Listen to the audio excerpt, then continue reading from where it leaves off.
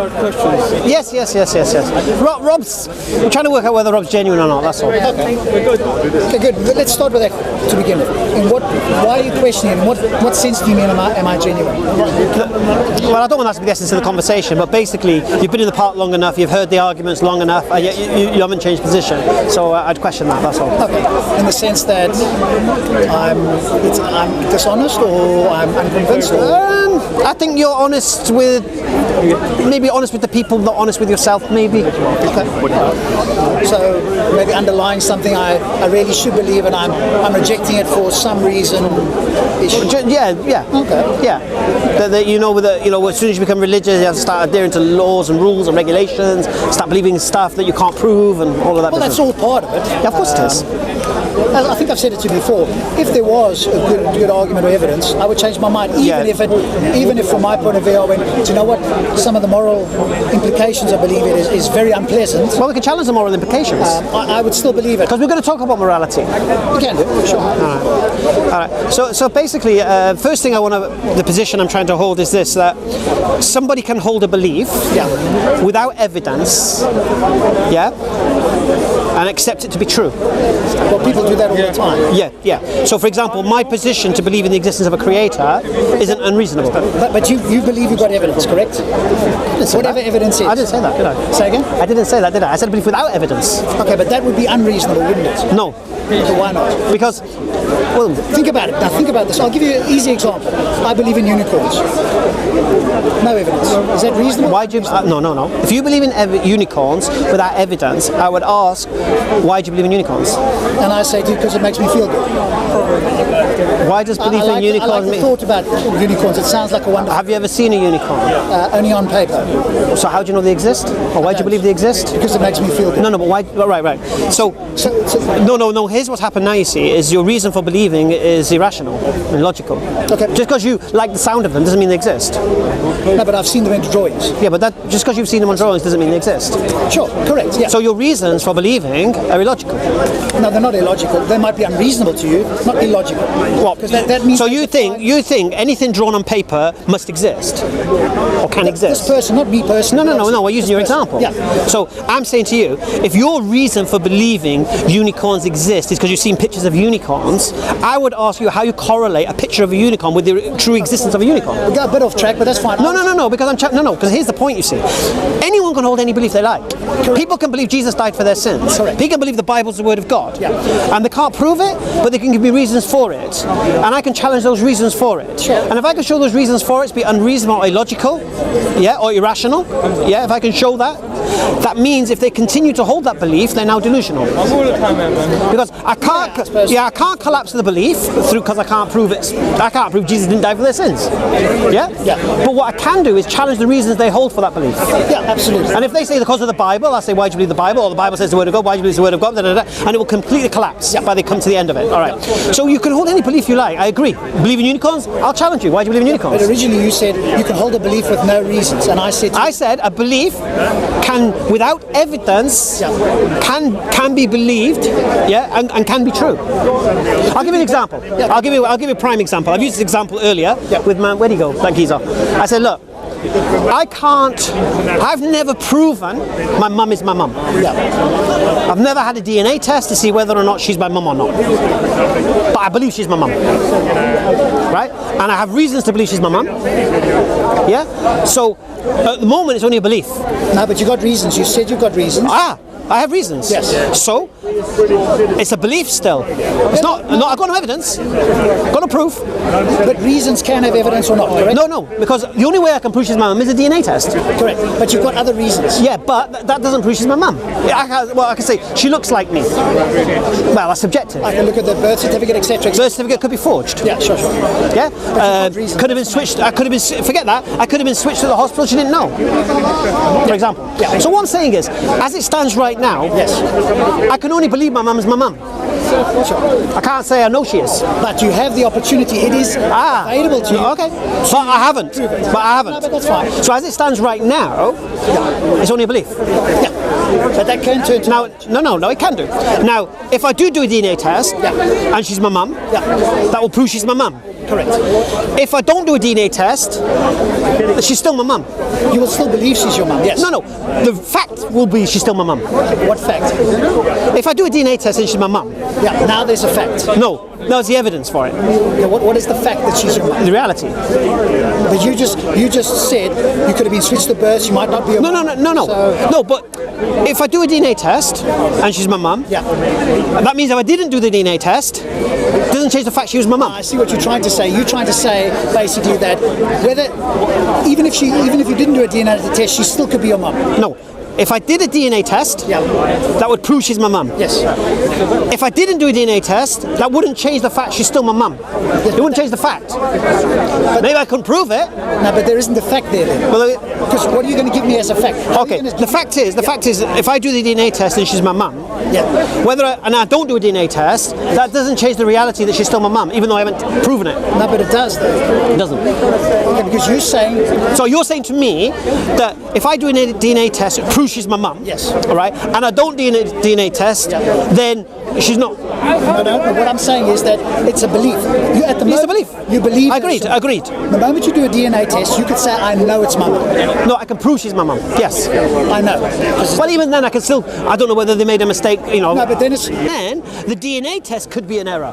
okay. But now you're going into what we call radical skepticism. That's what I'm saying to you. Whether it happens, Don't go there. Don't go there. No. But the point here is this. The principle is this.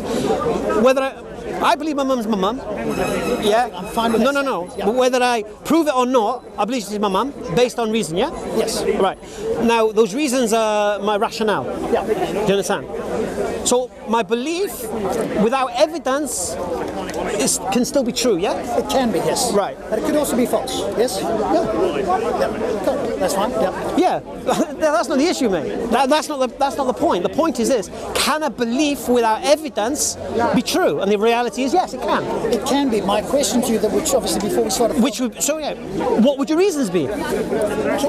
So if somebody brings you a belief and they haven't got a reason, because that's what you said, yes? No. You said a belief could be true without reasons. Well, I didn't say that. Belief without evidence. Okay, so what is that? So the example is wrong, yes? So the example is this: if someone believes in something, but they cannot prove the thing they believe in is true Yes. with empirical, observable, testable evidence, that doesn't mean what they believe is false. No, it doesn't. It could be that it's true. It could be true. Could be true.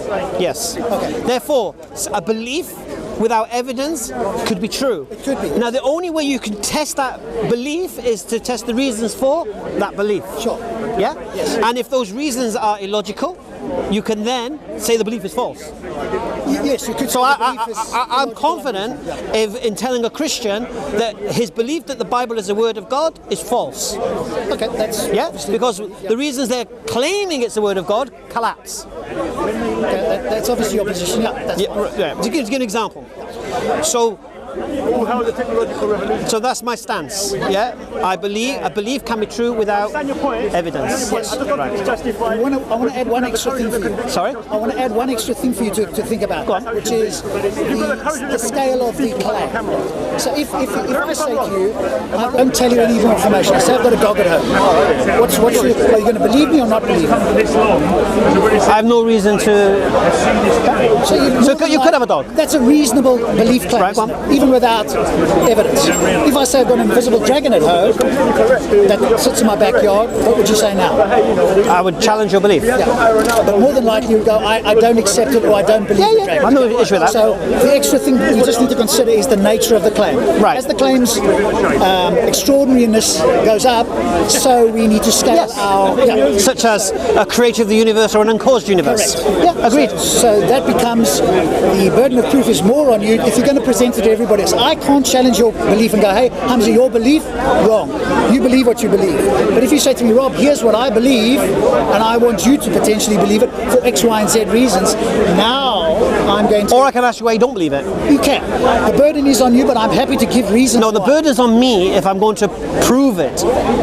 If you're going to present it to me as true and say, hey, But we just had this discussion earlier, that the tools you use, the naturalistic understanding, which is what you are, isn't it? Use naturalism to understand things, the natural world. Yeah, yes. Right. Certain things, yeah. Now, then, according to what I know, you can correct me if I'm incorrect, science cannot be used to prove or disprove the existence of God. I don't believe so. Okay.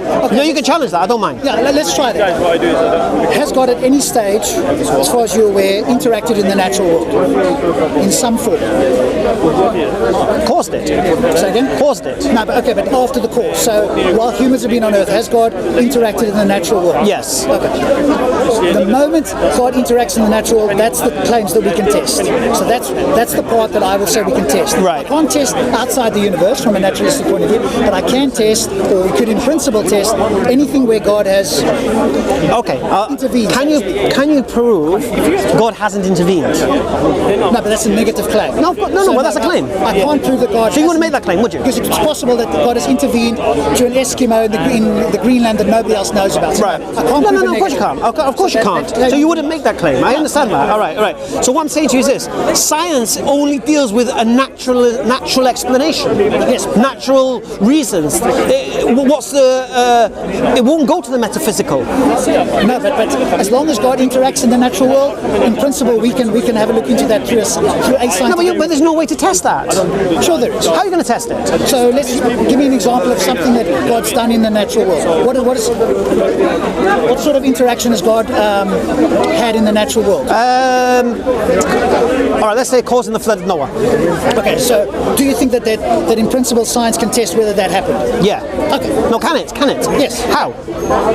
Through geological studies, etc. Because some people claim that it's the big one in America, that big meandering area in Arizona, Grand Canyon. Some people think that the Grand Canyon was caused by the floods. Oh yeah, but I'm not interested in that. No, but it's a claim. No. But you can't deal with that claim. I'm dealing with my Islamic claim, isn't it? See, we believe as Muslims that the flood is local rather than worldwide. I do. Yeah. We don't have this localized to Noah and his region. We don't believe in this idea of a whole world being wiped out. Okay, but in principle, we could test that in some way. I don't see how you could. Through geology, paleontology. What, you can test whether or not there's been a flood and what caused it? No, not necessarily what caused it, but has there been a flood? No, but the whole point is the cause. But you might not always get to a cause. No, but this is the whole point. This is the whole principle. The cause of the event. Okay, so if it's an extraordinary... Let's say there was a worldwide flood, just for example. Yeah. Or not worldwide flood, but a flood in this scenario. How could you prove the cause of that flood was naturalistic or not? If your model is only geared up to deal with the natural world, you can only accept a natural explanation anyway. Okay, so I would ask you questions to ascertain, is this something that could be supernatural? In other words, your local flood, how tall was the water from? No. You just asked, has God interfered in the natural world? Yes. And I've said yes, the flood. Yes. Right. But you cannot prove either way. Because your model, your tool you're using only accepts natural explanations. It doesn't consider metaphysical explanations. But it could. But it doesn't. It could. But it doesn't. Because science is built on a natural explanation. But God intervening in the world becomes a natural... No, but that's the point. But if you look at a flood, you're never even going to contemplate God did it.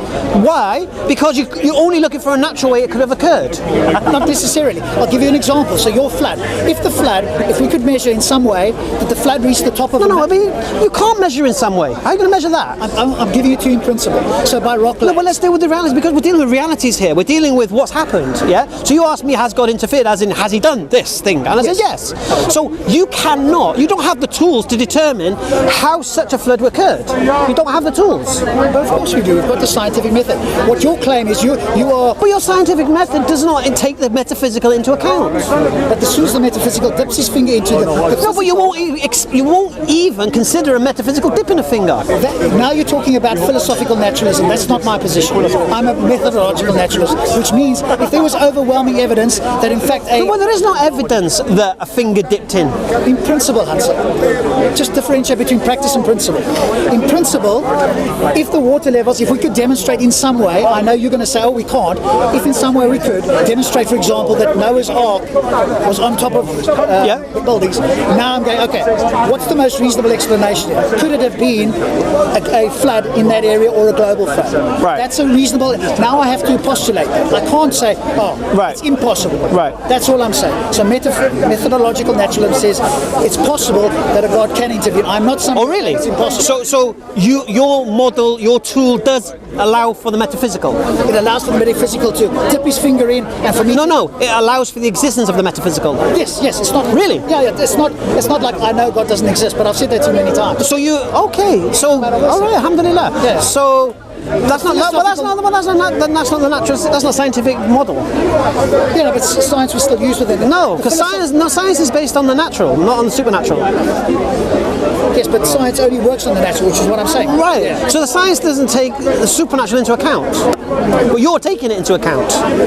I'm saying it's in principle it's possible. You go. I think we're No. What I'm saying is this. Unless I'm wrong, I don't mind being corrected. From what I know of the scientific model, yes, it only takes into account a natural explanation. Now, if you're only taking into account a natural explanation, that means you're dismissing supernatural altogether.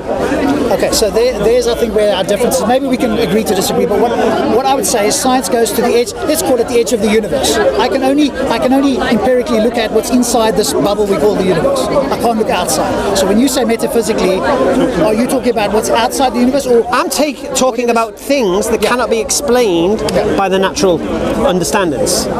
Okay, but my position is as long as it happens in the natural world, in principle it could be explained. That's all I'm saying.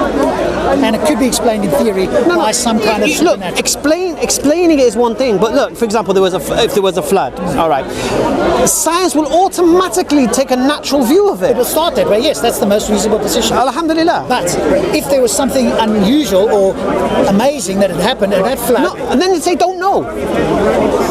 That may or may not be. No, but that's the case, because you did it yourself. When it comes to the origination of the universe, rather than consider the metaphysical, you'd rather say don't know. But I've got other explanations. But if we both... Of the origination of the universe. But I've got explanations. You got naturalistic explanations. Yeah, sure. Yeah. But you won't take into account a metaphysical creator. Not at this stage. No. Why not? Because we've got other explanations, and... Why are your other explanations, which go against all the natural explanations... They are actual natural explanations. Really? Give me a natural explanation for the origination of the universe. One is inflationary theory, one is conformal psychic cosmology. And what's conformal? What's it? Conformal psychic cosmology. What's that? Okay, so that means that model shows that the universe is eternal in the past and eternal in the future. What's that based on? So that's based on... What evidence do you have for that? Okay, so the guy that came up with this has got some... Is it a belief? Yes, he's got a belief. So it's just a belief? No, he's got some... No, can he prove his belief? Empirically? Yeah. No, not yet. Right, so it's just a belief, right? So now we can test the reasons for his belief. Correct. Go on. We can do the same with any of the other hypotheses. Right. My position is this. If the smartest people in the world, let's call them cosmologists, in that field, don't know yet, how can anybody else claim... The reason they say don't know, because they only deal with what the natural can explain. At this stage, that's correct. Right. So the smartest people in the world you're referring to won't take the idea of a creator into account. Not at this stage, no, correct. No, that's what I'm saying to you. So, it will never. No, we can't say it will never. That's a position. You've got to be careful with that one. Can't say never. No. But we're living in the now, isn't it? Sure. So what you believe now is based on the now, isn't it? Sure. So right now, the position you're holding is ignoring the metaphysical for a don't know, isn't it? When you say ignoring, no, I wouldn't say that. See, I'll see how I am. See, I don't know of anything. I was having a conversation with the old man, and I had to switch it a little bit because he goes, "Oh, nothing begins to exist." So I've had to conform this. All right. Nothing changes form. Yeah. Without cause. Yes. Within our universe. Yes. From what we know. Yes. Correct. Based on what we know. Yes. So and the universe changed form. Okay, that we don't know for sure. We don't know. We don't know. What about you? What do you believe? Okay, so at this moment in time, Believer. I will say You're a believer. Do you believe? the inflationary model seems to be the most plausible. So do you believe the universe changed form? From a singularity to what we have? I believe there's a Depends what you mean by change form. Change form from one thing to another? If it rearranged particles, then probably yes. That Right, would be right. a way of thinking about it. Right. And can anything happen without, can that happen without a cause? Not in that model, no. But there are other models. No, anything you know of. No, nothing that we know. So you don't know of it, right, so you don't know of anything that changes form to something else without a cause, yeah? At this moment in time, yes. And I would caution. But we're living in this moment in time. Yeah, but I would caution you with two things. Go on. One is our intuition and our knowledge is extremely limited, the very small and the very big. So at quantum mechanical level, things happen that are not. No. And the same at the universe. So we've got to be careful not to extrapolate what happens here outside. No. What we're going to do is very, very simple. We have to ask the question, do we know of anything that changes form into something else without a cause to do so? Not within this universe. Right. We don't know of anything then, yeah? In this universe. Right. So now we've already accepted now that you believe in the inflationary model, which means the universe was at one point singularity, whatever that form was. Yeah, okay. Yeah, and became the known universe today, yeah? So that requires a cause now according to your standard. Yes, that model. Right. Exactly. Yes. So my point is this. What's that cause? Don't know. Right. Okay, but on that model, they have got a. Now what? All right. Now what's the natural understanding of that? Okay, so the natural understanding of inflation. Of what caused it? Yes, yeah. So the multiverse is the cause of. No. That's not your model. It is part of the model. It is. So Or you believe in the multiverse? that model has got the multiverse. built into it. You believe in the multiverse? It's a possibility. No. Well, Rob, I'm not going to argue someone else's thing here. If you believe in the multiverse, I'll deal with the multiverse. If you're not believing in the multiverse, don't use it for your state of the argument. I've said I don't know. No. Do you? I'm not asking do you know. I'm asking do you believe? It's a possibility. No. That's not I the believe question. it's possible. That's the way I give it to you. Do you believe? Look. Do you believe in the idea of an unlimited amount of universes, or do you believe this is one universe Okay, so that originated from a singularity? So if I believe in that model, then I would believe in. No, which model do you believe in, Rob? Hamza, you keep asking me the same thing. I've said to you, nobody knows for sure. No, but you have a model you're following. You've asked Look. me. No, I'm not following a model. I'm saying to you, this is the most plausible one that I've heard. Right. That's all I'm saying. Right. So according to your... You want to say something, you keep wanting to do something. you haven't got. He's not going to win. I'll win. No, he's very smart. If you want, after him. Sure, after him. Let me finish with him. Yeah. No problem, man. You can step in, I don't mind. If you have knowledge of cosmology and all that business, feel free. I'm a scientist. Oh, Allahu Akbar. Good. I've also got a scientist friend as well, so it'll be good for the two of you to debate. No. We'll bring the scientists in a minute, yeah? When I run out of science, I'll bring you with my brother. I've got my buddy as well. It's not good. They bring Phil, he's here, yeah, I've seen him. Not today. Was he here today? Yeah, but I had a discussion with Phil, and Phil's agreeing with me. What does he agree with? Watch the video. Okay. I haven't seen one of you. With Phil. It's when I dealt with, first of all, Ansar, then it was the professor-looking geezer, and then it was Phil. He was number 3. How long ago was that? On your channel? I'll have a look. Okay, cool. I'll have a look. All right, so basically, so what we're saying is this. I can only deal with what you believe, isn't it? Because we deal with your belief here. But I've said to you I don't know. No. I know you said you don't know because you're only taking naturalistic explanations. But yet you've also conceded that the universe, if it follows a model that you think is most plausible, it requires a cause. Yes. But you don't know what that cause is. So the model predicts that the cause would be the multiverse. Right. So if I believe that model and it had a beginning, in the sense. Well, no, because there are people who believe in that model but don't believe in the multiverse. Okay, but there's very few of those. So, Really? Yeah, because we went to go and interview the Does Stephen Hawking's believe? No. But I have to. No, but- because you talked earlier about the greatest minds of science and whatever. Okay, but don't go with Hawking's. Why? The reason is because Hawking and Penrose, they talked about a singularity. We went to go and interview Sir Roger Penrose, and he talks about conformal psychic cosmology. That model has no singularity. It doesn't have a beginning. I didn't say Penrose. I said Hawkins. Yeah, but they did that. They did the study together. So this was the discussion I had with. Leave Hawking. No. But I'm just asking the questions here. Sure, I'll ask you and I'll tell you. So you concede the universe requires a cause, isn't it? On that model, it has a version of a cause. Yes. Right. but the natural explanation is a multiverse, yeah? Yes, that's what they're driven to. Is there another one? For that model, I don't think so. Not another. What's the camera? What's the camera, bro? Camera's brother. Camera. That one, I'm not aware of another cause. So no. Right. And do you believe in the multiverse? You don't need to say, do I believe in it? That question is difficult for me to answer because I would say if inflationary theory is true, then yes, I would believe in the. No, but do you believe in the multiverse? I don't know. I know you keep asking me. I don't know whether that's true. If that model, which is plausible, had a beginning, then the multiverse. No, but then see, look, if you don't believe in the multiverse, don't be afraid to say so. No, but that's part of the model. Right. I'm not asking to prove it. I'm just asking, do you believe it? Okay. For the and the word belief is synonymous with, do you accept it? Are you convinced by it? Do you trust it? Do you have faith in it? And if you don't, just say you don't. Things, I'm not sure, but for the sake of the argument, I'll say I believe in it. Because I don't want you to agree because it suits you what you're trying to prove. I want to know. You know what I said about honesty? Yeah. I want you to be honest here. Of course. I don't come here to be dishonest. No. But the point here is this: you kind of indicate and have implied now that you don't really believe in M theory. You kind of implied that.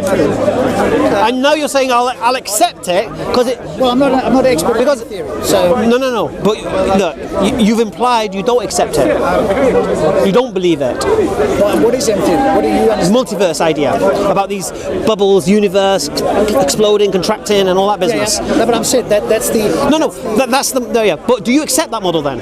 I'll accept that part of it. I don't want you to accept it just for the sake of argument. You see, I'm not interested in that. Okay, so I'm talking to Rob here. I'm not talking to somebody who's. Do you understand? I want to know what you personally believe. What's your social condition and what's brought you to this? Because you know why? You can't prove what you believe. Agreed? Sure. Right. So you have reasons to believe what you believe. Yes. So that's why I asked about the M theory, the multiverse idea. Do you believe that? If you believe that, I believe it's plausible. What more can I say to you? You want to push that a bit more than that? I'm not sure what more than that. That's a plausible explanation. Is it the only naturalistic explanation? No. What's the other natural explanation for the cause of the universe then? Okay, so the other one is that it's eternally in the past and the future, and the other one is. Do you believe that? That's a possibility. No, do you believe that? I don't know which one. No, I'm asking what you know. I'm asking what you believe. I don't know what I believe about. Can it be eternal? All right, let's make it easy for you. Can you be eternally in the past, eternally in the future, and have multiverse? No, those two are contradictory. Contradictory. Yes. So if you so they're both what? So if you accept that, you can't accept that. So whichever model's true, if we find. I'm not asking what model's true. There will be a. You don't know what's true. You can't prove it. Each model has its own explanation. Right. Yeah. So what I'm saying is this: which model do you believe to be true? I'm asking you to prove what you believe. I'm just asking you which one you believe. I think inflationary theory is the most plausible. No, inflationary theory is the first part, Big Bang. Yes. We're talking about the cause of this now. Yes. Now you give two theories. There's only one with that. Yes. Two theories. You give M theory? So two theories. Oh, sorry, forgive me. So you're saying there's no other naturalistic explanation for the Big Bang? I'm saying that's the most widely accepted. No. Yeah. So what's the other naturalistic explanation for the Big Bang, other than M theory? Okay, so it's the eternal universe. No, that's not inflation. That's not. It still does. It's still. Sorry, explain the eternal universe to me. So Roger Penrose's one model goes basically like this: there's been universes in the past, and they continue on, and he calls it eons. So what they do is they do this, they dissipate, and it comes back together and starts. What's the difference between that and multiverse? Okay, because there's only one universe. It's linear. It's not like all over the show. There's only one universe. The line goes up and down. That's it. So the line is infinite. One universe in the past. We call it one universe. Right. And infinite in the future, and there's one line. Right. The multiverse is like bubbles, and from that multiverse, this universe can come into being. So that model goes with inflationary theory. So the two models. Right. No, I understand that. Yeah. Okay. So you have these two. So these two theories can't be together. Yeah. No. If one's true, then. So which one do you believe to be true? At the moment, the inflationary theory is more likely, more plausible. There's more data that points in that direction. I thought they're both inflationary. inflationary, you just said. You said they're both inflationary.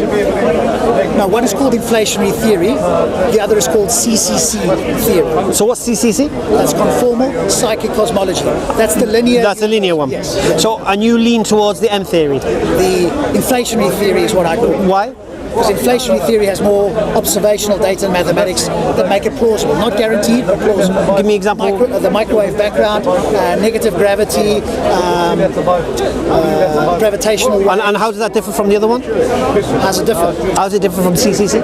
Okay, because the very early, getting technical, I'm not an expert. No, because look, you're pinning your beliefs to this. There's a reason for it. Yeah. There's reasons why you lean towards one than the other. Yeah. So for you to do that, you need to obviously kind of understand what they're saying and why you think one is more plausible than the I won't other. be able to give you the deep mathematics. I need Phil to do that. But the observations that point to that direction explain how the universe came around so far seem to be the best. That's the reason. So they're any more naturalistic explanations? And then there's God's model, which allows the universe to create itself in a time loop. We interviewed him on Friday, Tuesday. What? So the universe caused itself? Yeah. Now, to everybody standing here, go, that's impossible. No. I'm just asking. Yeah. I would never say it's impossible. I would ask, why would you believe that? It's another model. Is there anything that causes itself that you know of? Not in our universe, but outside our universe, that's a model that. So there's an right. Yeah. So there's an uncaused cause. In a sense, yes, yeah. And it's like in a circle. He showed this diagram with at the beginning part, there's like this little circle, and then the universe is branched off from that. Right. So this uncaused cause. There'll be a video out. So let's just clarify something here then. So all of these models are just beliefs without evidence, yeah? There's some evidence that points towards them, but nothing conclusive. No. Alhamdulillah. Yeah. Now, I use I'm not afraid to look at something outside of the natural explanation. Yeah? Because I don't know of anything that can come into existence or change form without a cause. So if I look at the universe and it looks like it came into existence, it's not always existed, then it requires a cause which you accept, but the difference is the cause of that, yeah? Now, I believe the cause needs to be uncaused. Yes. Yeah? So if we have an uncaused cause of the universe, yeah, then the question is that cause of the universe conscious of what? I know we've had this discussion before, and I don't really want to go there again. Anyway, is it a conscious cause, or is it like a mechanical cause? And I explain these definitions to you. Yeah, I'm not that familiar with mechanical, but yeah, there's probably another technical term for it. Yeah. But basically, by conscious I mean, it's not by conscious I mean it decides when to affect its cause. Yes. Cause its effect, should I say? So there is another explanation, and Carlo is walking around to study this, and he feels very strongly that there is another option, almost like a god, except it has no will, it's not an agent. No. Okay. Yeah. Okay. Yeah. So here's what I'm saying to you is, so the question is now, do you believe this uncaused cause is conscious or mechanical?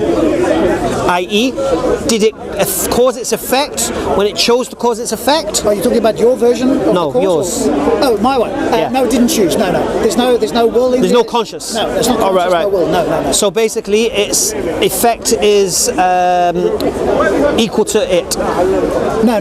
It generates universes randomly. If we speak to Carlo, he will explain it to you. It generates. No, but literally can generate. No, you can't say it can. You say you believe it can. Yeah. Believe it can generate. You believe that. Yeah. You don't believe that though. But that's a model. Again, remember these are all models. No, but I'm interested in your model. Yeah. So inflationary theory. Yeah. In fact, that's a good point. Inflationary theory predicts the multiverse, but another option could be exactly this: the quantum vacuum, right? Which can bring a universe into existence, right? When you say uncaused, right. Bring it into existence. Doesn't require mind, and it happens randomly because of the quantum fluctuations. All right. So it's how it can happen. Yeah. So again, all these are just for me is multiverse of the gaps in my experience. Sure. Anyway, from what I can see. Okay. So basically, where you can't explain something, you create a theory that could be true or not. Okay, but here's the difference. Go on. Here's the crucial difference. Go on. We can, and hopefully will, falsify the theories, because only one can be true. So what do cosmologists do? They go, here's a lot of data that shows us something happened. ground. Now, what's possible? And they put together mathematical, and they try and match it with observational data, and they go, okay, so here's but again, you fell into the trap, because whoever does that is only going to look at the natural explanations. But that's the place to start, isn't it? Do you think that we should start? Is it reasonable to start with a supernatural explanation? No. I would look at the natural explanations, and then I would look at something. Is there something outside of our scope that could be the cause? Okay, but why would you do that? Why? Yeah. Because there's nothing really conclusive with regards what you're saying. And the second point I would go to then is this is just the cause of the universe. I'm talking about how the universe became what it is. I'm talking about species. I'm talking about all of these things. The design within everything. Yeah. So you parent design. Yeah. See. Well, you would say design. I'd say parent design. Yeah. Well, if you can explain to me how evolution that you believe, I've always wanted to ask this question. I'm going to ask it. Yeah, I'll do my best to answer. Okay, the leaf cutter ant. Okay, I've heard of it. Right. Do you understand how the leaf cutter ant works? No, not specific. All right, because don't forget, it's based on what evolution? Survival of the fittest. Yeah? So, ants require altruism to exist. Okay, I'll take your word for it. I don't know that. Well, ants need to work together to exist as a colony. Yes, yeah. They can't exist singular. Yeah. So, what is the mechanism that tell ants to come together as a colony, right? And I'll explain the leaf cutter ant, and if you can explain this through evolutionary understanding, all right. The leaf cutter ant, it cuts leaves. You've seen them, isn't it? On the thing, he's carrying the leaf in their mandibles. Yes. Yeah. All right.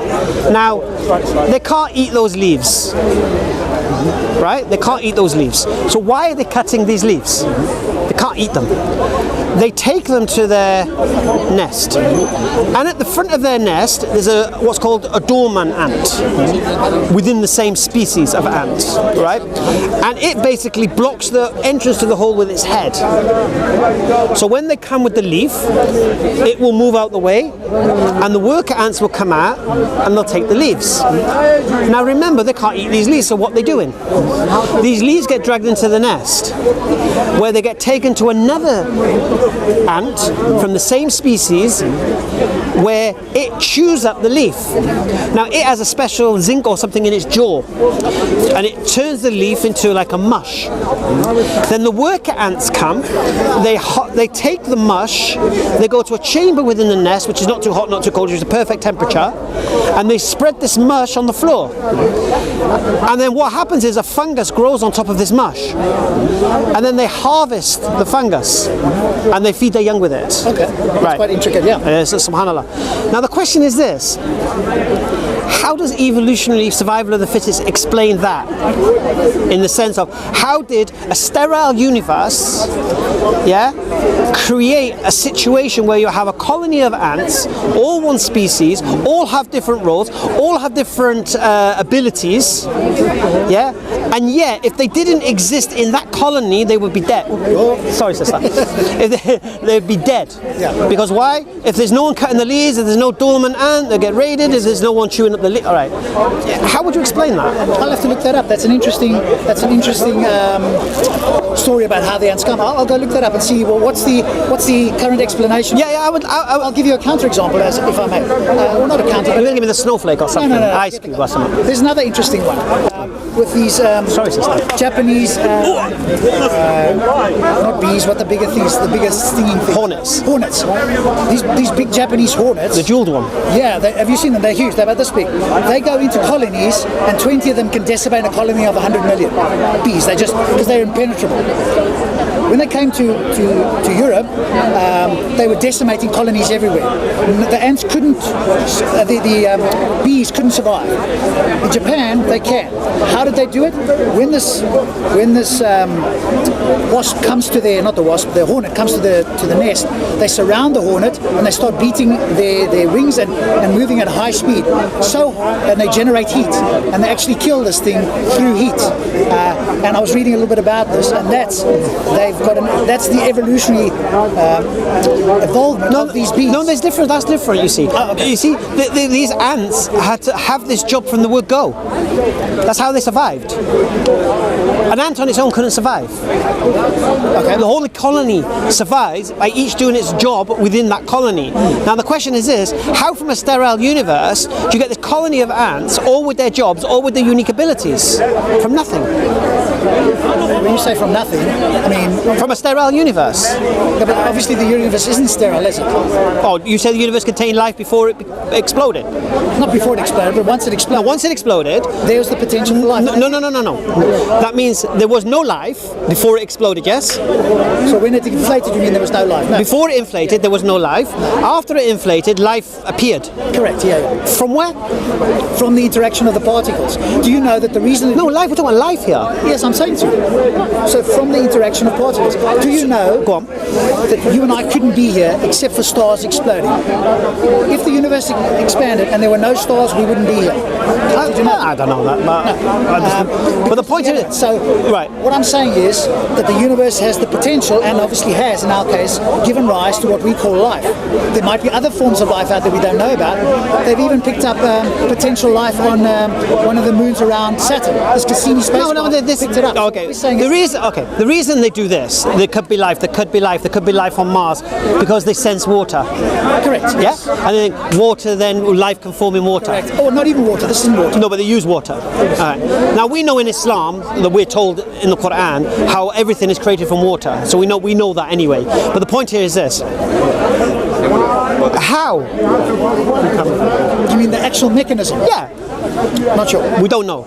I don't know that we as humans... See, I personally cannot see, this is my own belief, Sure. how a universe from a singularity that can explode the way you claim, inflate the way you say it, then all of a sudden life starts appearing and everything seems to know what it's doing, organized. I don't get that. I mean, I'll give you another example of a species surviving. Yeah? Have you heard of I think it's a jeweled hornet? Have you heard of That's this? the same one that I was talking about? Maybe? No. What this one does, it hunts cockroaches. Yeah? It hunts cockroaches. And what the first thing it does, it cuts their antennae, which reduces their flight reflex. Yeah? So the cockroach then becomes immobilized. They then paralyze it and drag it to their nest. They then put it in their nest, and this cockroach now cannot move. It doesn't have the ability to run. It's done. And then this jeweled hornet, or jeweled wasp I think it's called actually, lays its eggs in this cockroach. Yes. And then it goes out, fills in the burrow, and leaves. When the babies hatch, they start to eat the cockroach. But the way they eat the cockroach is in a way that will keep the cockroach alive the longest. So they won't go for its, the essential organs or whatever it is that a cockroach is. Yeah, they will know how to take a cockroach apart without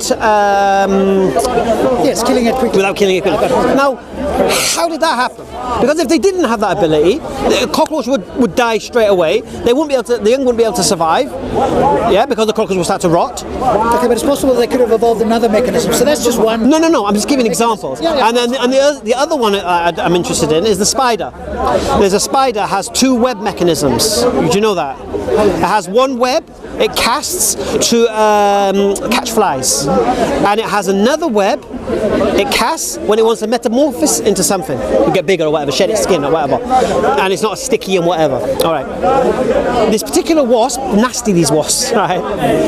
It lays its eggs in the spider. It paralyzes it first. It then mind controls the spider and tells the spider to spin the web that it uses itself to metamorphose or to grow, and then the young of the wasp cocoon in this thing, and the spider protects them. until they hatch. Is the spider still alive? And it can move, or? Yeah, the spider's fine. The spider's been mind controlled. Yeah, it's been injected with something that tells it to spin the web to house the... They're in its body and they hatch. Not in his body, just in the web. Gotcha. And then the spider protects those cocoons because it's his web. Then obviously when the wasps hatch, they kill the spider. Yeah. But the point here is this again. I personally cannot understand how this could happen accidentally, which you believe. No, well, not accidentally. Well, it is accidentally. No. Was it meant to happen this way? No, but remember, evolution is not about accidental. It's about Was it deliberate? random mutations and say again? Was it deliberate? No, it would have been influenced by its environment. So essentially, No, but it has to be influenced from it has to happen from day one, or it can't survive. What do you mean from day one? Because that's how it does it. Yeah, but things evolve over millions of years, don't they? It's not like it happened like overnight. It's a long process. But No, but I'm just saying, I'm just trying to understand. These are my reasons for the idea that this cause of the universe is bigger than just some random accidental event. I believe the universe is deliberate. Yes, I know. But that's the big claim. That's the claim really to look at. And this is not a personal thing. It's just called an argument from ignorance. When you said I can't think of anything, that means, well, I've exhausted what I understand. Does that mean that the explanation is still out there? No. Yes, What it means is I believe the most plausible explanation. Okay, but you're basing... And I'm taking in the naturalistic. Yeah, but you're basing it on a very small knowledge of I'm basically, first of all, I've based it on I don't believe anything that changes its form can do so without a cause. I'm basing it on that. Okay, but that's within the universe. From what we know. Yes. So, therefore, I'm not going to do no special pleading and say there must be something outside the universe we don't know that can do that. But you do say that. No, I don't. Oh, it's God? No. I believe what I understand God to be is the uncaused cause. Yes. And I believe that the uncaused cause requires consciousness. Can I say, Oh, sorry. so them examples that you both gave, The atheist is going to bash me now. Come in closer because otherwise I can't hear you and I can't hear you. Come closer. can I just say, them couple of examples you both give about these ants and these wasps and things, aren't they amazing? And to go on your point, if I was able to give you an explanation, like a computer program that showed you like very simple things, following very simple laws to achieve a very complex outcome, would then you start believing in evolution? What do you mean? Do you believe evolution is proven? No, I'd say... No, but first of all, do you believe evolution is proven? I think it's a brilliant idea. No, I didn't ask about your ideas. And I think it's got a lot of... I didn't ask about your subjective opinion. I said you believe it's proven. Yes. Which model? Like I say, if you get a No, which model of evolution is proven? simple things... No, which model? Yeah, 6 models. Oh, okay. I don't know the name of them. But which model you believe is proven then? Because there's 6 models, and they can't all be correct. So which one is correct? According to you, is proven. Because then there wouldn't be the models. It would have proof. What are the 6 models? No, I'm asking you. You're the one who says it's proven. You're the one who believes it, so you should know the answer. This is your belief, not mine. Evolution. The basic idea. You're not really prepared for this question. I jumped in and asked him. So No. What I'm saying to you is this: you've jumped in on something with basic knowledge, and no disrespect. I don't want to just pummel you like smacking a puppy, but you cannot come in and say something's proven when I show you the 6 models of it, and you don't know which version you believe is proven. See, proven means there shouldn't be 6 models. There should be 1 model. Agreed or no? It depends what you mean, because remember, evolution is a big... If something's proven, what does that mean? Okay, but what is proven? What's proven? Exactly. Let's be clear on what we're talking about. You have empirical, observable, testable evidence that it can be no other than what we're saying it is. Let's be clear on something. When we use the word evolution, that's like cosmology. We equate the word evolution with cosmology as an analogy that encompasses a lot of stuff. Evolutionary biologists are Do you believe? about things within. Do you believe it's proven? The modern theory of evolution, Proven. as far as I can see, it is Give me one example of it. transitional forms. No, give me evidence. Genetics. I want evidence. What I want evidence of something, that empirical, observable, and testable, that can change its form. Okay, so if I provide one or show you one, would that satisfy you? I could accept your model as plausible. Go and have a look. And before we get too carried away, I as a Muslim have no issue with adaptation, yeah? So you accept that, yeah? So I'm curious as to why Muslims, because I see Sabur was one of them. Some Muslims now are claiming we accept evolution 99%. The only thing we don't accept is that humans evolved. Okay. But everything else. First thing, I can't defend Sabur. I don't know what he said. Okay. But what I'm saying to you is this: adaptation through survival of the fittest. Yeah, I have no issue with it. It doesn't. If species evolved over millions of years. I believe a species can adapt to its environment. Can it evolve? I don't believe a species can become a separate species. Yeah, but that's a key. I don't think I believe that. Key part of evolution. Yeah. Is that proven? Can you give me one example of a species becoming another species? Yeah. So we can show you the transitional forms. No. You're just going to show me bones and tell me what it is. You're not going to prove it, are you? Okay, but that's not good enough for you. No. If all the evolutionary biologists, paleontologists can show you that here was one. Show me what? Here was one animal, here was another one, and here's something that looks like both of them. No. You have to prove to me that that animal became that animal. What sort of proof would any animals that are in transition form at the moment? What proof would suffice for you? Because you're saying proof. I don't think there is any proof, mate. Unless you can show me something now, that is, or something that you know of that has been observed. Okay, but that's not how evolution works, is it? No. Of course it isn't. That's why you can't prove it. Okay, but it depends what you mean by proof. Proof means it cannot have happened. Okay. Proof means you have empirical, observable, testable evidence that it could not have occurred any other way. Okay, so that's which he believes. Okay. Yeah. Okay, but Hamza, the standard you've just used there now, we can't prove anything in the world. Your standard has now become. Not my standard. Yeah. Not my standard. Science doesn't work like that. Really? No. Give me an example of proof according to scientific model, then. Okay, so proof of a scientific theory would be something like evolution. Another scientific theory would. No. What is proof according to science? A large amount of evidence pointing in the direction. Is it not observable, testable evidence? Yes, but you added an extra criteria. What did I add? You said it has to be proven as it has to be absolutely true. No. Then what did they mention absolutely true? You said that earlier on. No, proven. So what is proven? If something's proven, does that mean that it cannot be anything else? Okay, so no. What does proven mean to you then? Sorry, don't disrespect. I think what I'm trying to say is you're trying to make this like 100%. No. I'm asking you. What does proven mean? I believe proven. It means it cannot be anything else. According to the evidence. Do you mean it's impossible for it to be anything else? It means I have evidence that this is how it happens. Yes. Could that change or? Obviously. So can but then your proven then is transitory, isn't it? So you can't really have any proof. Because if I'm not wrong, correct me.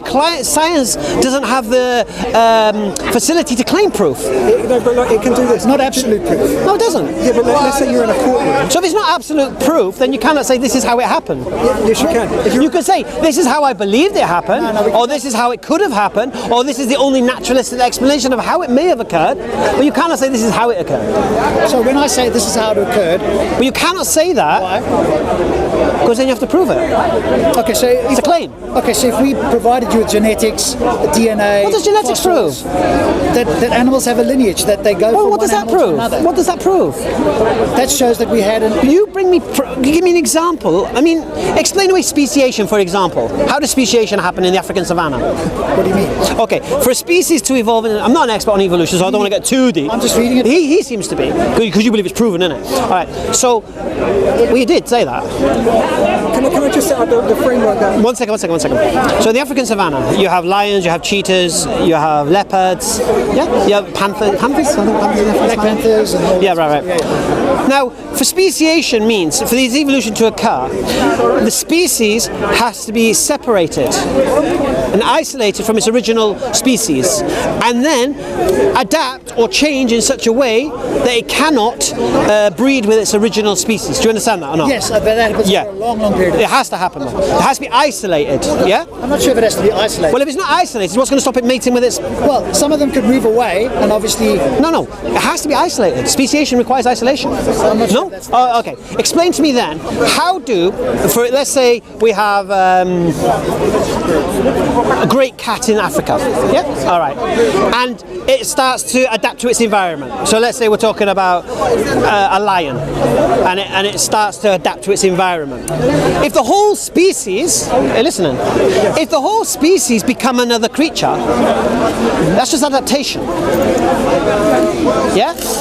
If for it to occur, speciation means that a portion of them have to become something completely different to what it was originally, so it cannot mate with it. I don't think it does mean that. What? I don't think it does mean that. Where do you get your understanding of speciation from then? Just the ether. Well, if they didn't isolate, yes. then if they carried on mating with each other, yes. Where's the defining barrier of speciation? Well, it could be many things, couldn't it? We could just make it up. We could just say this species is defined by having these traits. However, it also interact with this. No, but you're saying that for it to change, yes, it has to be away from its original. Yes. So in the African savannah, yes. How do we have so many species of big cat? For it to be true, what you're saying is they would have all had to be separated from each other. No, because you're making it so that species can't mate with each other. No, but that's true evolution. Says who? It's not then. Well, what do you mean by that? It's not true. Well, how do you understand evolution then? Did you say why don't I? No, how do you understand it? Well, how I understand it, simple things undergo simple processes to create a complex outcome. What's the difference between evolution and adaptation? No, adaptation is a subpart of evolution. Right, so they react to their environments. Yes. Right, so if they're reacting to their environments and they're all in the same environment, why are they all reacting differently? Because some of them exploit different resources, different ways of surviving. But they're in the same place. Yeah, but that place has very complex... and they're all the same species. So how can you have distinct lions, distinct panthers, distinct cheetahs, distinct leopards? Yeah? It means there needs to have been a separation from the original species for that to occur separately. Yeah? Well, actually, let's say there was... Otherwise, how are you going to get all these defined species within the same area? I was going to show you. Let's say you had like two different types of berries, but one type of cattle of the berry, and then the very strong cattle eat the very nutritious berry. The weak ones eat the other ones. Over time, the weak... Sorry, two cattles? No. One whole cattle group. Cattle group? Species of cattle. Right, and there's two types of berry? Two types of berry. One is nutritious, one is... half nutritious. Right, so the cattle that eat the nutritious one do what? They're the strong ones, so the strong ones eat the good berries. Right. And then some of the one cattle would eat some of that berry, the other berry. Yeah? Right. Then some of them would change so that berry could be consumed. Or they'll just die. No, but like I said, it goes over millions of years, doesn't it? So it's very subtle things over millions of years. Right, so what would happen over millions of years with these cattle? You would find that one cattle... One cattle... No, yeah. You're saying the whole group would move in that direction. No, listen to me. First of all, I don't make the rules up. Yeah. Let's clarify that. I'm not making up the rules of speciation here. I'm explaining the models here. For one species, and correct me if I'm wrong, do research please, because I'm not an expert in evolution. I wish the Boer was here, man. He'd give you it on lockdown. Where is he? Describe him for me a second. You're probably sure I'm wrong, actually. Leave Sabor. Sabor. What do you know about speciation? What do you know about speciation and evolution? Talking about evolution? Yeah, we're talking about evolution, we're talking about speciation, and I'm saying... I don't mean either word, but I'm not a scientist. I know, that's why I needed Sabur. If I was talking to a Christian about the Bible, Paul's a man. It's your accent, brother. Sabur. Okay, so let's move on. Anyway, yeah, let's move on. All right, don't worry. Your whole point was don't see any evidence for evolution. No. And if I provide you with a transitional fossil... I say to you again, I don't believe you have proof for evolution. Yeah? If you bring me fossil remains and say this was this and now this is this, I would ask you, how can you prove that? Okay, but you also said that you have no problem with adaptation. The majority of... I have no problem with adaptation. I have no problem with Darwin's finches, for example. Or what happened in... I found it very interesting on the Shetland Isles. Yeah. because I just visited my mum recently. And did you know the Shetland Isles used to be part of Antarctica? Oh, okay. Covered in ice. Right. And then when it came to, and you know the distance between Shetland, this is some information there. The difference between Shetland Isles and the Arctic, the North Pole, is the same as Alaska and some other place. But because of Between the two of them? the distance to it. Oh, okay, yeah. But because of the Gulf Stream, the warm sea, it cools the land.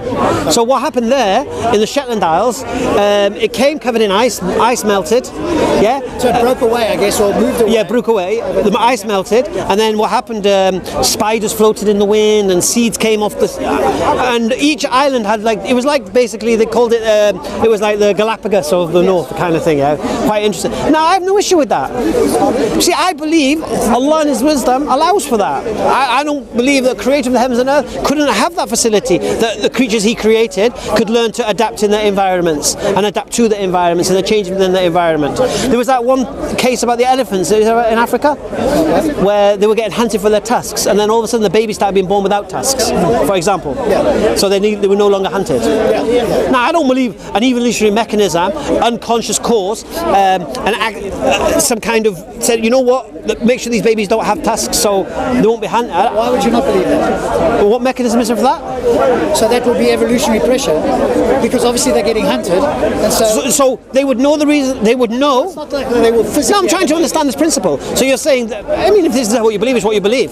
So you're saying the elephants, somehow... If what you claim is true, is that they were hunted for their tusks, then over a period of time... They stopped having tusks. Stopped having tusks. So the hunters wouldn't come. Yeah. What's your claim? That God... No, I have no issue. No. I'm just giving an example. The naturalistic explanation is what? There would be evolutionary pressure, because otherwise they become extinct. Right. So the tusks are no longer needed, and therefore... And there's no intelligence behind that. When you say intelligence, there would be a biological... What biological... So basically you're saying the biological makeup of the elephant would know it's being hunted for its tusks? In a sense, yeah, in a sense. It's called teleonomic. In a sense. Teleonomic is what we call that sort of... So just to repeat that, change. the biological makeup of the elephant will know it's being hunted for its tusks. But you use the word no, it's like a conscious action. It's not a conscious No, of course, you believe it's subconscious, unconscious. like a biological action. So it's a biological action. It's like the finches. It's like the finches, isn't it? You accept that the finches changed their beaks and did whatever they... No, because that was to survive. Yeah, they realised they needed longer beaks or whatever it is. But to actually remove something because it's being hunted, I find that harder to understand. What was that word you used? Teleonomic. Does that mean, let's say, like 10 elephants were born, one of them happened to have no tusks, so therefore... And that one survived and the others didn't. And so it's more likely to give birth to elephants that don't have tusks. Yeah, exactly. Or their tusks are shorter and they get shorter over time, and that same elephant... But then we can also ask, why do elephants have tusks? Can they survive without tusks? That's why the framework... Wouldn't the elephants with tusks survive longer than the ones without tusks? Well, not if they're being hunted, clearly, by the sounds of it. No, we're talking about in their environment. But then under the framework, you say stuff like evolutionary pressures and the gathering of resources are the things that dictate tusk length and trunk length and all these sort of things. The thing is, Hamza, the bigger point about all of this is that there are some smart Muslims, and I think Sabur is one of them, that believes in evolution. About 99% is what I thought I heard him on a video say. And the only thing that virtually every theist will say is that humans weren't created. So everything else, they're happy with speciation, changing over millions of years. They accept all of that. What they don't accept is obviously humans evolving from a common ancestor. That part they go, no. God had to at some point in that process. No. But see, here's the thing. All right, and this goes deeper than into our beliefs, isn't it? Because if we believe in an uncaused cause, and I believe that cause is conscious, I don't believe it's accidental. I don't think this universe is accidental. No, I know that. Yeah, all right. So and that's not unreasonable for you to hold that belief. In your view, Do you think it's unreasonable for me to hold that belief? Yeah. Why? Because there's no good reasons, and we've got naturalistic explanations. No. Your natural explanation, you say naturalistic explanation, which doesn't conform to anything we know of. Give me an example. You talk about. Well, I'll go back to the beginning, and I believe the universe had an uncaused cause. Okay, so, because I know you've spoken about it before, and when you talk about it, what you need to be on the same playing field is some kind of scientific hypothesis for a God. If you can do that, now you're on the same playing field. Now, No. At the moment, I'll say it again to you. Cosmologists do not deal with the metaphysical. They don't even take it into account. Do you think it's possible that you could come up with a hypothesis that could point towards a God? Okay, can I say it again? Going from the beginning. No, just that question. All right, I'll say it again to you. We've agreed I can't prove there's a God, yeah? That's a separate question. All right. So I bring up a hypothesis that there's an uncaused cause. Yes, that's false. Is it not? Because now people will pay attention to it. If there was some mechanism that you could go, X, Y, and Z happened, here's some calculation, and this. No. Okay, but So you think it's more reasonable Yes. to believe in something else that's unproven? there's a difference between unproven and evidence pointing in that direction. I think that's the key point. Do you think? No. For me, the evidence pointing in that direction is I don't know of anything that changes its form without a cause. Yeah, but that's a philosophical. No, claim. that's just my. No. That's me looking at the world I know, looking at everything that exists, looking at the things that come into existence, knowing that it requires something behind it to cause its effect. That's what I believe. I wish you could come on some cosmological interviews and have a little bit more. You probably still go away going, the biggest thing I hear is people go, they haven't proven it, therefore I don't want to even entertain it. This is what you're missing, you see. Your mind No. Here's the thing you see. My reasons are bigger than just a subjective opinion like yours, all right?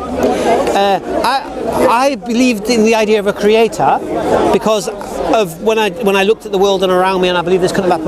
That's my own belief, right? Then when I delved further into it, I asked the question, has this creator linked to us, communicated with us, guided us, whatever? Yeah?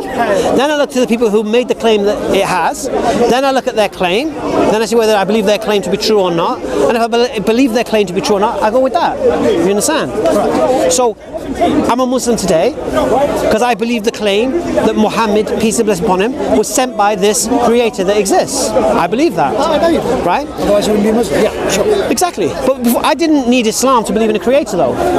I believed in a creator 2 years before I was a Muslim. Yeah, I accepted that, but I was agnostic. What sort of creator did you believe in? At that point, I didn't believe in man-made religion. I didn't believe in this personal idea of a God. You think there was just an intelligence that spoke the universe? I believed in the idea of an uncaused, intelligent creator. The idea that I don't believe this universe could have happened without one. Okay, but it didn't have any, at that stage, it didn't have any interaction. At that point, at that stage, I had no connection to that creator. I had no trust in man-made religion or organised religion to control the masses, opium of the people. Would you? I would concede there was a creator, but I wouldn't go as far as dictates of perceptions of that creator. I would go to the idea of an uncaused cause that was conscious and deliberately caused the universe for whatever reason, I don't know. And then and everyone makes their claims, and I would test their claims, and you understand. So that was my position. That's actually harder to disprove, other than we still need the evidence that he exists. But that's. I'm not claiming it's proven. No, I know. But that view, I do need the toilet. I'm more sympathetic almost to that view because there's less. The more information you give, the more we can. No. So that view is That's the point though, because that's my standard. That was my standard. Yeah. Religion is for weak people, need control, need a crutch in their life, opium of the people, to control the masses. That was my understanding. Yeah. Until a Jehovah's Witness knocked on my door and gave me a beautiful book, Mankind's Search for God. Yeah. And I read that, and it abused every religion of the world. Sorry to go. It basically explained every religion of the world, and then showed how they weren't true, or why they believed they weren't true, except Islam. So when it came to Islam, there didn't seem to be a refutation to it. And I think I read something by David Icke at one point about religions. And again, he didn't seem to refute Islam. He may do now, maybe got hold of some Islamophobic stuff, I don't know. But at that point in my life, he didn't seem to. So I was confused as to, not confused, intrigued as to why Islam seems to stand the test of the scrutiny. So that's when I looked at it, and then started to become interested in it. But still, I knew non-practicing Muslims, so I used to say to them, "Are you praying?" And they said no. I said, "Wait." Here's a question for you, because some of the viewers might be interested. I do need to use the toilet, though. But go on. Last question then. On one of your videos, you said the main reason you turned to Islam was because of fear of hell. And at the same same time, here with Sarah, you said no, you believe for like more intellectual reasons. So No. there was a question about you being inconsistent. No. So There was no. We would clarify that, clear that up. Yeah. Basically, I said my belief in the idea of a creator and Islam as being the truth was not an emotional thing. It wasn't an emotional reaction. It was an intellectual investigation. was that prior or after you accepted because of the fear of going to hell? No. I didn't even look at the fear of going to hell. I didn't even bother with that. Okay. So you only that's It was only no. It was only when I became convinced of the Creator. I became convinced the Quran was the word of that Creator, and Muhammad was the messenger of that Creator, and I accepted the warning being given to me. Okay, so you feel like you did an intellectual Yes, investigation, 100%. and then you were extra convinced by the fear of hell. I was motivated. Okay. No, I was motivated by the punishment that God put there as a motivational tool for man to move away from it and to go towards the worship of God. And like I said earlier, worshipping God, obeying Him, following His guidance, live a beautiful life, free from all the poisons you're subject to. Well, those people who choose to. But you, No, I'm not interested. Of course, I appreciate that you might avoid those poisons. But following your worldview, you could also be a victim of them. I could, but do you think people should have that choice, or should they be banned from having that choice? If you ask me the question, should my children have the choice to listen to me or do their own thing? At some point, they're going to do their own thing, correct? No. But at this point in time, No, but let's not talk about children. Talk about adults. well, let's start with the children. Why do I tell my children what to do? Because you believe that you're telling them the right thing. We all do. No. I do it for their benefit. That's what you. Yeah. Right. We all say the same thing. Right. Yeah. They might not comprehend why I'm telling them something, but the reality is, it's for their benefit. So, prime example: tidy your room. Yes. They might not understand it, and I'll say, look, if you don't tidy the room, you're not going out. If you tidy your room, I'll take you to the cinema. Motivate them that way. Yes. Now, I'm not telling them to tidy their room because I want to reward or punish them. I'm telling them to tidy their room because it's for their benefit. Because if their room becomes messy and untidy and dirty, they might end up with mice and flies and whatever. Now, they might not comprehend the consequences of having an untidy room. Yeah? But I can comprehend it. Yes. So they need my guidance because they don't know. Right? Yeah. They can't comprehend. So my next question comes, who guides me? Who tells me the things I can't comprehend? Who tells me what's good for me? Who tells me what's bad for me? Work that out for yourself? How can I? Why can't you? Okay. You've got critical faculties, you can look at the world. I look at the world. Okay. I'll give you an example. I look at the world. Yes. I look at alcohol. Yes. I see people having a good time. Yes. My government tell me you can drink it. Yeah. So is that a good thing? Okay, so if I brought you an article next time we speak that says that one glass of wine a day is actually good for you or better for you than having no alcohol, What would I say? what would you say to I would say that in Islam, the Quran says about even though there's benefit in alcohol, the harm is greater. Okay, but if I brought you... Just move just slightly over here. Come over here, we won't hear a thing. There's a lot of space over there. Come on. We just won't hear a damn thing. Trying to prove a point. Do you want to go to... Oh, yes. Yeah. So But if you say that to me, I already know that. okay, do you know that there's a scientific study that shows that one glass of wine is beneficial? But I just said to you, the Quran says the same. But what you said in the Quran, if I understood you correctly, is that there can be benefits and detriments, and the detriments outweigh the... It says even if there is benefit in it, the harm is greater. Okay, but what I'm saying to you is that the potential scientific study is that there's benefits outweigh the harm of it. And if that were true, and I could bring that and present that to you,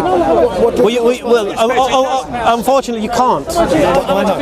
Okay, if you're saying to me that the health benefit of a glass of wine outweighs One glass, outweighs A&E on a Friday and Saturday night, drunk drivers, and all of this business, 70% of people in prison are intoxicated or on drugs when they did their crime. If you're saying it outweighs that, I challenge that. Okay, but remember what I said? I said one glass of wine a night. No, one glass of wine a night. You're not going to have it. One glass. No. Let's just say None of the One second. None of the detriments you've talked about are applicable with one glass of wine. No, for me they're not. Give me anybody. No. Find somebody who. The point here is this: if you can get people to stick to one glass of wine a night, as you say, yeah, and you can guarantee that, you may have a point, but you can't. No, okay, but that's a different thing. No. Because if you go to alcoholics, they didn't ask. It's not enough. Go to an alcoholic and ask them when you started drinking, how much did you drink? And I guarantee it wasn't more than one glass a night. Probably less. Okay, but that's not the point. No, the point is this: it's poison, and it can cause damage on a massive scale within any society. The whole scientific claim is it's not poison if taken in moderation. No, but the point here is this: society will not be told what to do. Why? Because for example, what's your moral anchor? What do you mean by that? All right, what do you use as a standard to determine what is right and what is wrong? No. What is your standard? The well-being of conscious creatures. So the well-being of. No. What is your standard? What do you go to? What do you look at? So methodological naturalism and the scientific method. Right. So what is your standard? No. I'm asking you, what is your moral anchor? What is it you can go to and say to him, you're wrong because of this? Okay, good. So the reason I could go to him and say it's wrong is because what I consider the yardstick is the well-being of conscious well-being of conscious creatures, the worst possible misery for everybody. Right. And we can move on and continue. All right. Okay. So you're saying now, so according to your yardstick, alcohol should be completely eradicated in society? No, but that's yes. But I've just said to you that the scientific, if the study is true, that one glass of wine will actually be more healthy for you than having no glass of wine. Just one glass. Forget about if. So you're saying having one glass of wine is healthier than not drinking one? So it's healthier. Correct. Yes. Yeah. So if I brought now that's a study. That's a potential study. And I'll say to you again, as I've said, the Quran tells me that, but I know it won't stop at one glass of wine with everybody. Okay, but there's a difference. And once you allow it in society, you will have drunk drivers, and you will have A&E on a Friday and Saturday night collapsing the NHS, without a doubt. Okay, but you're putting together two different things. No. What we're doing is this. You're trying to give me the practical outcome. No, you're giving me the benefits of alcohol. He's talking about the whole. You're talking about. Yeah, you're giving me the benefit of alcohol, and I'm telling you no. All right. So let's do your study. You tell me the benefit of alcohol, and I'll tell you the destruction alcohol causes, and then we'll see if society is better with or without it. Okay. Remember what the question was there? One glass of wine. Yeah. A night. Yeah. So you're saying 7 glasses of wine a week. One glass of wine a night. Yeah. Right. And you're saying apparently has benefits, heart benefits. Right. Yes. So you're saying that you think in a society everyone should only drink 1 glass of wine a night? If that's what you're saying. Healthy, yes. That's your moral standard. If they were true, I would have to. So according to you, anyone who drinks more than 1 glass of wine is wrong. That would be more. That would be start to go on the detrimental side. Right. Because it's based on studies. So that's right. And do you believe alcohol is addictive or not? For some people, yes, sure. You know, so it's addictive. Everybody, no. Right. I used to drink. I stopped drinking entirely. Yeah. And I knew when I had a couple of glasses of wine or beer, and I go, what feelings to go? But I know there's people who aren't. But that's not the question. Have you ever had a bereavement? Yeah. And you never drink to see? Look. No. Really? No. Because I didn't really like the taste. See, here's the thing, you see, Rob, and this is what you've got to understand. You've got to stop being so selfish. All right.